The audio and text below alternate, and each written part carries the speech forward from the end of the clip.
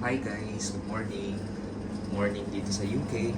So katatapos kong magluto ng rice. Ito yung pang lunch namin. So ngayon naman ay magluluto ako ng ulam namin na tinolang manok. Yan. And yan yung mga sangkap. And yung dinala kong dried leaves ng malunggay. Okay, so magigisa na tayo. Makaluto na tayo ng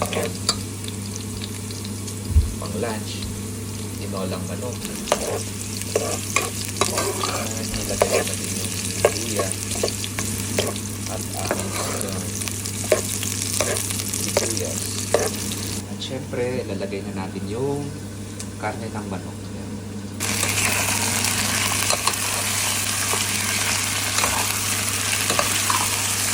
Halo-halo lang natin.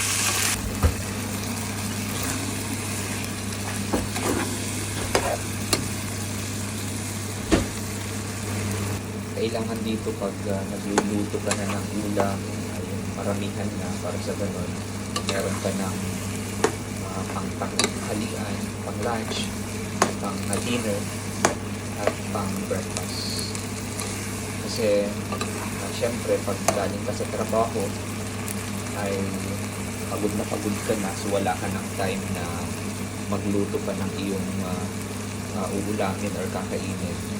At least pag meron ng naluto, reheat mo na lang, parang meron kang makain. So ganun yung buhay ng mga OFW o ng mga Filipino na nandito sa UK. Karamihan, lalong-lalo na yung mga nag-iisa lang. Kailangan ay nakapagluto na siya ng pang-umagahan, tanghalian at pang-gabi. Yan, kumukulo na yung ating tinola. So mamaya ilalagay na natin yung dahon ng malunggay, dried dahon ng malunggay. Maglalagay din ako ng celery sa aking tinola upang mawala yung lansa ng patis na nilagay ko kanina. Yan yung pantanggal ko ng lansa dun sa aking tinolang manok. Ilalagay ko na yung malunggay leaves sa aking tinola dahil luto na yung manok. Yan. Gusto ko ng maraming malunggay kasi mas masarap pag maraming gulay. Gusto ko yung maraming malunggay kasi mas masarap kapag maraming gulay ang sahog ng karne.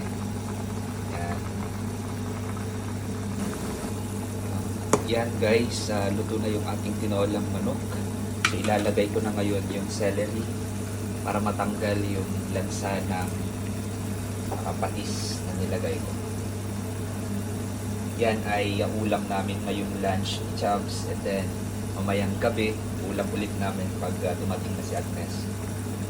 Kasi mamayang gabi, so meron akong part-time sa isang kilalang restaurant dito sa Dartmouth.